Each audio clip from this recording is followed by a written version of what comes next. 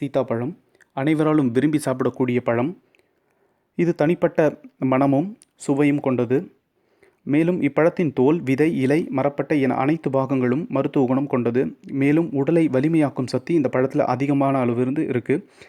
சத்துக்கள்னு பார்த்திங்கன்னா இந்த சீத்தாப்பழத்தில் vitamin A, vitamin C, calcium சத்து அதிக அளவில் காணப்படுது. மேலும் நீர்ச்சத்தானது 70%க்கும் அதிகமாகவே இந்த பழத்தில் இருக்குது. இது தவிர நார்ச்சத்து, புரதச்சத்து, கொழுப்பு, தாது உப்புக்கள், பாஸ்பரஸ், சுண்ணாம்புச்சத்து, இரும்புச்சத்து, பொட்டாசியம், மெக்னீசியம் போன்ற சத்துக்களும் இந்த பழத்தில் அடங்கியிருக்கு. சீத்தாப்பழத்தின் நன்மைகள் என்னென்னு பார்க்கலாம்.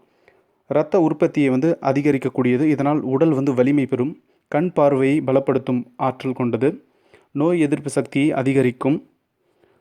இந்த பழத்தை சிறுவர்களுக்கு நம்ம தொடர்ந்து கொடுத்து வர உடலானது வலிமையாகும். மேலும் எலும்புகளும் பற்களும் பலம் பெறும். குளிர் மற்றும் காய்ச்சலை குணப்படுத்தக்கூடியது. சீத்தாப்பழத்தை தொடர்ந்து சாப்பிட்டு வர இதயம் பலம் பெறும். ஆஸ்துமா, காசநோய் கட்டுப்படும்.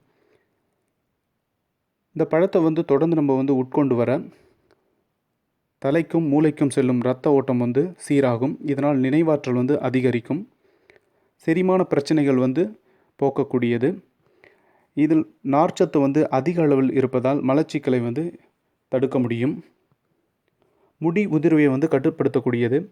சீத்தாப்பழ விதைகளை பொடியாக்கி கடலை மாவுடன் எலுமிச்சை சாறு கலந்து தலையில் தேய்த்து பின்னர் குளித்து வந்தால் முடி உதிர்வை தடுக்கலாம். இப்பழத்தின் காப்பர் சத்து அதிகமான அளவில் இருக்குது. எனவே கர்ப்பிணி பெண்கள் இந்த பழத்தை அவங்களுடைய உணவு பழக்கத்தில் எடுத்துக்கணும். உடல் எடையை கூட்டக்கூடியது. பல்வலி மற்றும் பல் ஈறுகளில் ஏற்படக்கூடிய நோய்களை நிவாரணம் தரக்கூடியது இந்த சீத்தாப்பழம். ஆஸ்துமா வராமல் தடுக்கும் ஆற்றலும் இந்த பழத்துக்கு இருக்குது. சீத்தாப்பழத்தில் பொட்டாசியம் மற்றும் மேக்னீசியம் அதிக அளவில் இருக்குது. எனவே இரத்த அழுத்தத்தின் அளவை கட்டுப்படுத்துகிறது. மேலும் இரும்புச்சத்தும் அதிகமான அளவில் இந்த பழத்தில் இருக்குது.